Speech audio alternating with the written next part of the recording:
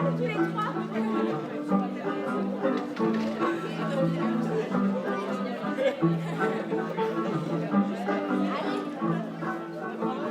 on est les carpétologues. On est un groupe de 5 artistes, artisanes qui avons fait une résidence sur la communauté de communes de Forez-Est pendant 8 semaines. On a toutes des compétences très variées.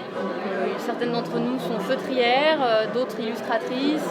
Moi, je travaille le son. Et on est des enquêtrices. On a rencontré tous les habitants de Forez-Est, plein de structures locales, de patrimoine, d'associatifs, etc. Et pour essayer de comprendre un peu ce qui lie les gens entre eux, ce qu'ils aiment faire, ce qui les attache à leur cadre de vie. On a fini de mettre en place hier soir notre exposition.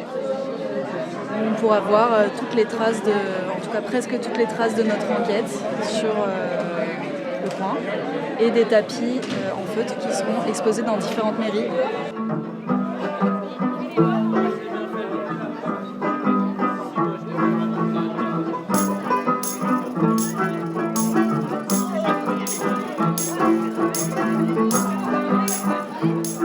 Je suis bénévole, j'ai connu les carpétologues parce qu'ils souhaitaient venir visiter le jardin médiéval à Montrond.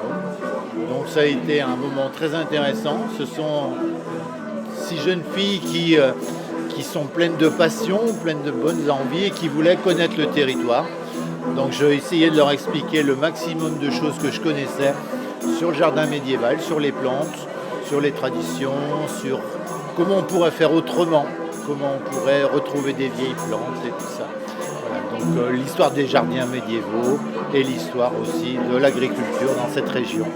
L'idée, c'est de traduire artistiquement un peu ce qui pour nous fait communauté à Forez-Est. Donc on a produit 3 tapis, 2 tapis avec des groupes d'adolescents et un autre géant sur lequel on a imaginé quel serait le blason de Forez-Est.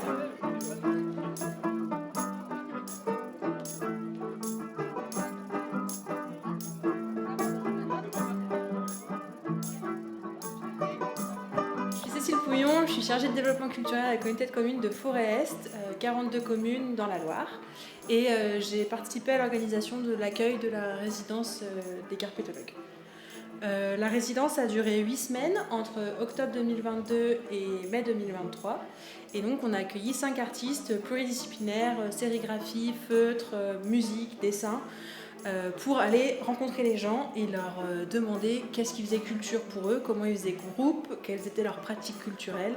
Et du coup, il en est ressorti plein de belles choses et le sentiment que même si les gens sont très humbles ici, ils ne se rendent pas compte qu'ils ont une culture propre, en fait ils en ont une et il faut qu'on la valorise davantage. Alors la politique culturelle de Forez-Est, elle est pilotée par mon ami Jacques Delamps. Elle se fait en partenariat avec des acteurs importants du territoire, et notamment la DRAC, qui nous permet d'avoir des opérations sur le territoire, qui diffusent sur l'ensemble des communes, comme celle qu'on vient de voir aujourd'hui avec les carpétologues. C'est important parce que c'est faire venir la culture en milieu rural, donc donner l'accès à la culture pour tout le monde, c'est l'éducation artistique et culturelle de nos habitants, de nos jeunes particulièrement. C'est important pour notre territoire rural. Un des axes principaux de notre volonté politique qui concerne la culture à Forez-Est, c'est justement de prendre en compte un petit peu les spécificités de notre territoire et notamment cette forte présence rurale.